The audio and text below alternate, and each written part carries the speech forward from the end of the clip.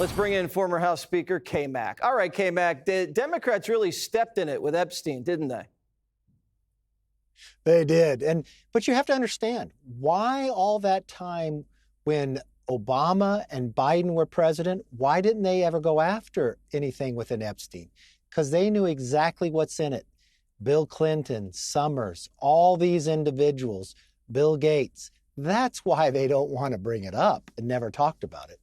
Yeah, Bill Gates' ex-wife said that was like one of the main reasons they got divorced was because he was spending a little too much time with his friend Jeffrey. The Democrats are kind of looking around, trying to figure out what to do.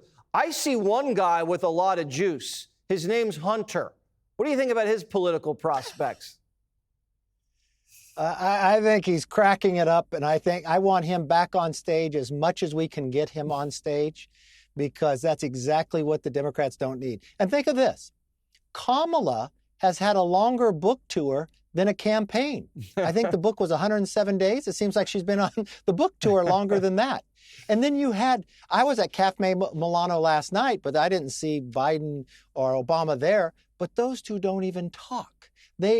A house divided cannot stand. They're in war with themselves. It's a sign that both leaders of the Democrats are so weak, in Hakeem Jeffries and Schumer. The true leaders of the Democratic Party are AOC and Bernie Sanders. So it is obvious. It is shown. They're the ones that people bring out. AOC is the biggest fundraiser in Congress. So what does it mean for the midterms? If you have Joe Biden sending his son out to just blow everything up, you have Newsom's top woman under investigation, you have Bernie and AOC running around all hot with Kami Mandani, and then have everybody else saying, I don't know about these people. I mean, it seems broken. Yeah, but if you look and you think about the election, think about the Seattle mayor race, okay? They just elected a socialist that the parents still pay for. So I guess putting Hunter Biden up where the parents still pay for him is this new approach for Democrats. But look, Republicans can't take it easy. On off-year elections, it's tougher for the party in power. It always is. We also watched Virginia and New Jersey. Do not take this for granted. If you study the legislative races, we lost some seats there. So we've got to work harder. We've got to get back in session. We've got to be passing bills. And really what they should be passing is what President Trump has been doing in executive orders. He's bringing the prices down. He's got gas price down. He's making the world safer. He's got the world wanting to participate with America.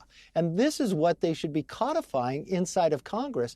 They have to pass the bills and get them to the president's desk. What kind of bills would you fast track? Would you do something on building apartments and homes?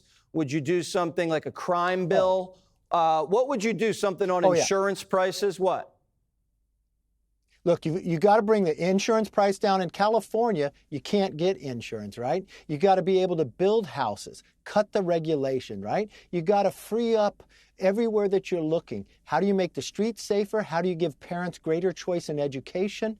How do you provide greater opportunity for entrepreneurs? How do you provide? I like what they're thinking about housing. Every idea is not perfect, but they're putting more ideas up. You used to be able to assume somebody's loan. A lot of people can't move because they got a 2% interest rate, but if they go get a new house, it's 7%. Well, can you assume the 2% loan and get houses start moving again?